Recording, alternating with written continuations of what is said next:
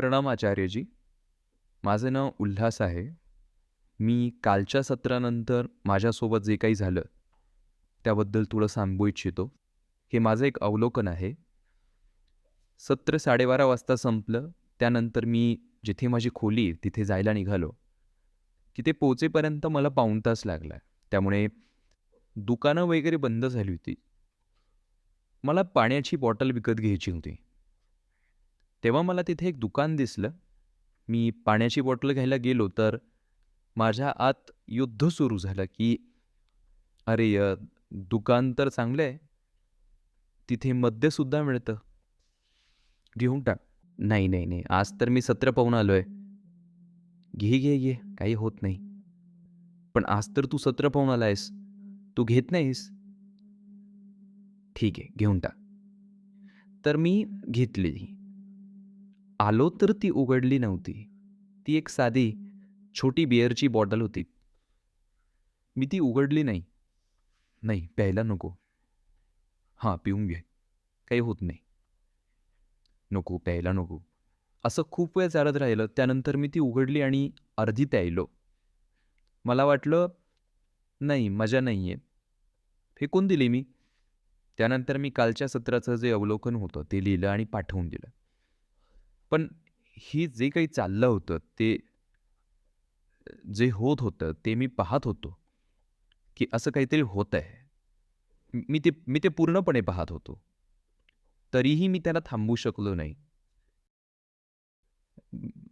बस इतकंच. जे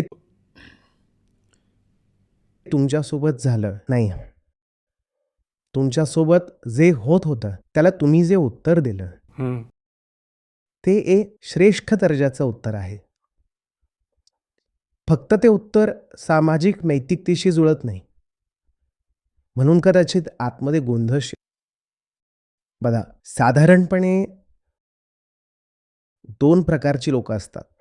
एक ते जे म्हणतील की मी धार्मिक काम करतोय आणि धर्माचा अर्थ तर नैतिकता असतो, तर रोज जरी पीत असलो तरी आज तर नुकतंच भजन करून आलोय, आग नाही पिणार. त्यांना गोष्ट समजली असो व नसो, ते म्हणतात की धर्मात ही गोष्ट वर्जित आहे, तर ही मला करायची नाहीये. हे एक प्रकारचे लोक झाले. दुसरे ते लोक झाले जे म्हणतील ठीक आहे, जे करायचं होतं ते केलं. 12:30च्या आधी ते सगळं चाललं होतं. आता 12:30 नंतर जे काही करायचंय ते मी करणार. खाणार, पिणार, नुसतं प्यायचं आहे, सोबत मांस पण खाणार. मांस खाणार, दारू पिणार, काही करू शकतात ते. ही जी तिसरी गोष्ट असते ना, यात दम असतो. तीही असते, समोर आणून ठेवली, पाहिली आणि पाहून तिला बाजूला सारलं. असं नाही की कोणती सामाजिक नैतिकता होती, जी मला थांबवत होती. माझ्या स्वतःच्या विवेकाने मला सांगितलं, की यात आता काही उरलेलं नाही, बाजूला करा. असं नाहीये की मी घाबरतोय, की समाज काय म्हणेल किंवा माझ्या आत जी नैतिकता बसवून ठेवली आहे, ती काय म्हणेल. ती समोर ठेवली गेली होती. हो, समोर होती, आणली, ठेवली. मला तिची व्यर्थता दिसून आली. मला तिची व्यर्थता दिसून आली. बघा, भारतात जे बहुतेक लोक मांस, मदिरा यांपासून दूर राहतात. त्यांच्याकडे कोणतंही आत्मिक कारण नसतं. त्यांच्याकडे जी कारणं असतात, ती सर्वच्या सर्व सामाजिक आणि नैतिक असतात. ते अशा घरात जन्माला आले योगायोगाने जिथे मांस खात नव्हते, म्हणून त्यांनी मांस खाल्लं नाही. अशा घरात जन्माला आले जिथे कांदा लसूण खात नव्हते, त्यांनी कांदा लसूण खाल्लं नाही. अशा ठिकाणी जन्मले जिथे दारू पिल्या जात नव्हती, तर त्यांनी दारू पिली नाही. वैष्णव जी आपली पूर्ण नैतिकता आहे, ती याच गोष्टीची आहे. आणि याउलट जे शाक्त घर असतं, जसं बंगाल वगैरेमध्ये आहे, तिथे लहानपणापासूनच मासे खात होतात तर खातायत. काही त्याने स्वतःहून जाणून घेतलेलं नाही. आई-वडील मासे खातायत, तर मी सुद्धा खातोय. आणि दक्षिणेत शिवतत्व जास्त चालतं, तर तिथेही हेच असतं की मांस ठीक आहे. तर ते खाऊन घेतात. उत्तरेत एका परंपरेची गोष्ट आहे. वैष्णव परंपरा आहे ती. हे येतं की भाई मांस खायचं नाही, कांदा लसूण पण खायचं नाही, दारू तर अजिबात प्यायची नाही, तर पीत नाही. परिणामी काय होतं, शेवटी परिणाम हाच होतो की हॉस्टेल वगैरेमध्ये राहिलो आहे, खूप गोष्टी पाहिल्या. तिथे सर्वात जास्त ते पितात ज्यांनी कधीच पिलेली नसते. 17-18 वर्षांचा मुलगा हॉस्टेलला येईल, त्याने आयुष्यात कधी चाखलेली सुद्धा नसते. आणि त्याला दाखवा तर तो बोलेल, "राम, राम, राम, कृष्ण, कृष्ण." आणि हेच ते असतात, ज्यांची 1-2 महिन्यानंतर ही अवस्था असते, की त्यांना क्लासला जाण्यासाठी झोपेतून उठवावं लागतं आणि उचलून घेऊन जावं लागतं, की "बस रे क्लासमध्ये, अटेंडन्स कमी होईल, नापास होशील." कारण त्यांच्या स्वतःच्या विवेकातून कधी निर्णय आलेलाच नसतो. त्यांना वातावरणानं एक सवय दिली होती. त्या सवयीवर ते चालत होते. वातावरण बदललं, हॉस्टेलमध्ये आले, वातावरण बदललं, सवय बदलली आणि हे लगेच. मग हे फक्त इथेच नाही, कोणत्याही सीमेवर थांबत नाहीत. सामान्यतः एखादा मुलगा आठवड्यातून एकदा चिकन खात असेल, हे मग रोज जाऊन त्यांना मटण पण पाहिजे, मग पोर्क पण पाहिजे. मिळत नसेल तर शोधून आणतील, की कुठे बीफ मिळेल का? आणि कोणी पाहू नये म्हणून लपून-छपून.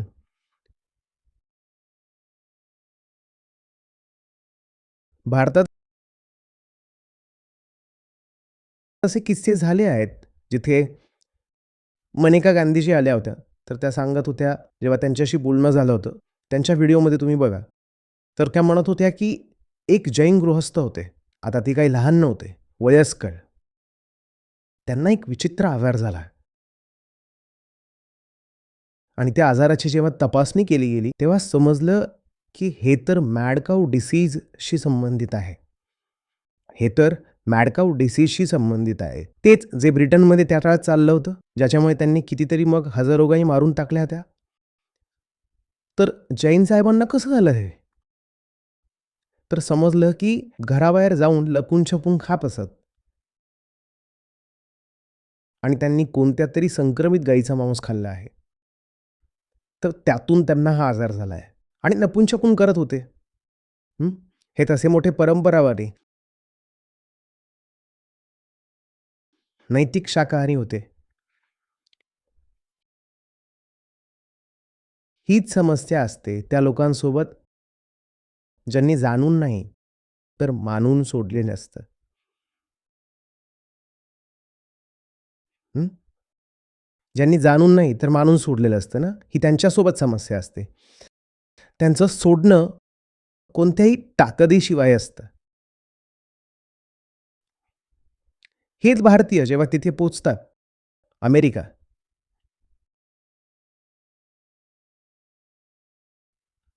हॅमबर्गर, तुम्ही यांना अडवून दाखवा.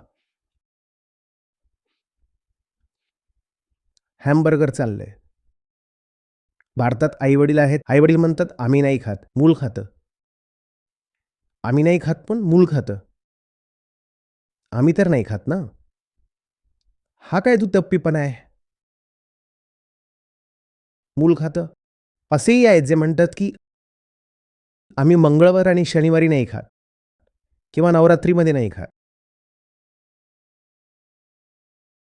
हे जितक्या वेगाने सोडतात, त्याच्या दुप्पट वेगाने पुन्हा येतात खाण्याकडे.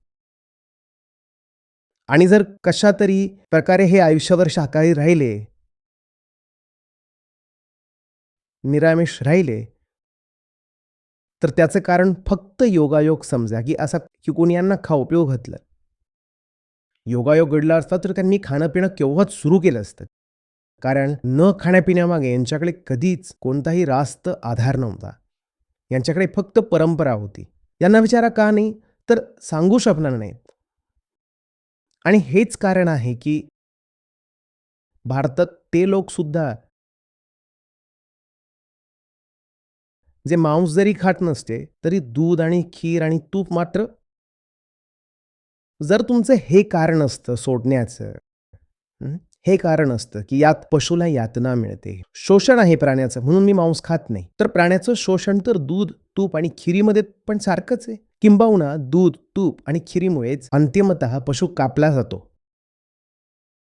तो प्राणी नैसर्गिकरित्या तर जन्माला येतच नाही. त्याला तर जबरदस्ती जन्माला घातलं जातं, जेणेकरून आधी तुम्हाला दूध देईल, दूध आणि तूप देईल आणि मग तो कापला जाईल. तर त्याचा मांस मग तुम्ही खाल किंवा मांस निर्यात होईल. जर तुम्ही खरोखर भूतदयेमुळं आपल्या खानपानाची निवड करत असता, तर जसं तुम्ही मांस सोडलं तसंच तुम्ही दूध पण सोडलं असतं. ही विचित्र गोष्ट कशी पाहायला मिळते, की मांस तर सोडलेलं आहे, दूध पकडून ठेवलंय. तर आपण काही जाणत नाही. मुसलमान घरात मूल जन्माला येईल, ते सुरुवातीपासूनच त्याला मटण बिर्याणी भरवतील. आणि बकरीद आहे त्या दिवशी तर तो प्रसाद आहे. तो तर खावाच लागेल. तर मूल म्हणेल, की मी मांसाहारी आहे. तर तो खोटं बोलतोय ना. तो मांसाहारी नाहीये. त्याला तसं बनवलंय. तसंच वैष्णव घरात तो जन्माला आला, तर तो बोलेल, की मी शाकाहारी आहे. खोटं बोलतोय. तू आहेस थोडीच. मी मध्ये मी असायला हवा ना. तुझा मी तर अजून जन्मालाच नाही आला. तुझा मी तर अजून जागृतच नाही झाला. तर तू कसा दावा करू शकतोस, की तू शाकाहारी आहेस?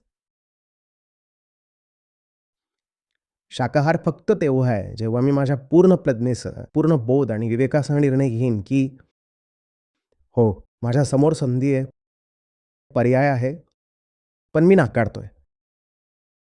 तर जर तुमच्याकडे संधी पण होती, पर्याय पण होता आणि तरीही तुम्ही नाकारलंय, तर मी समजतो, की कौतुकास्पद गोष्ट आहे.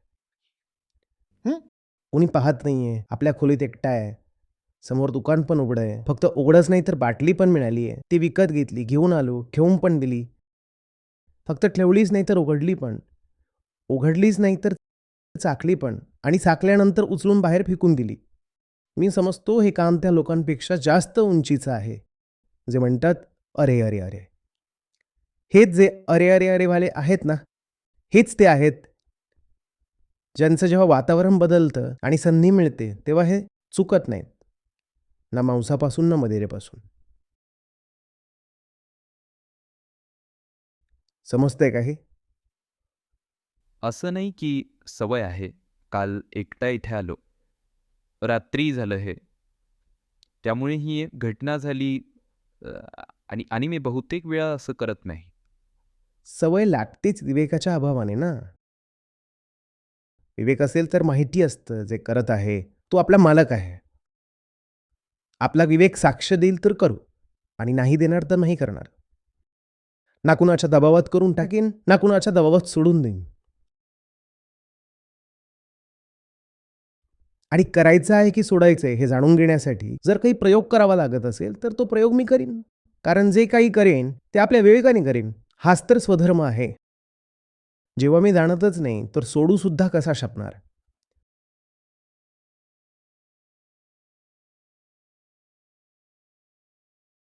जाणून घ्या की काय खात आहात, तेव्हा निर्णय आपोआप होऊन जातो.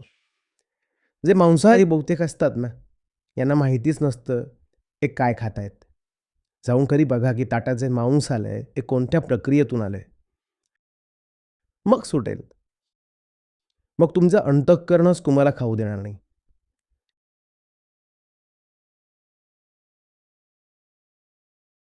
जाणून घ्या. जो काही निर्णय आहे, तो आपल्या जाणून घेण्याच्या आधारावर करा. परंपरा किंवा नैतिकतेच्या आधारावर केलेले निर्णय टिकणारे नसतात.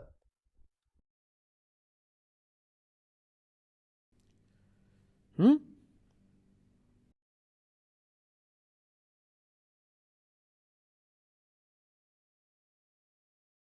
हं. धन्यवाद आचार्यजी.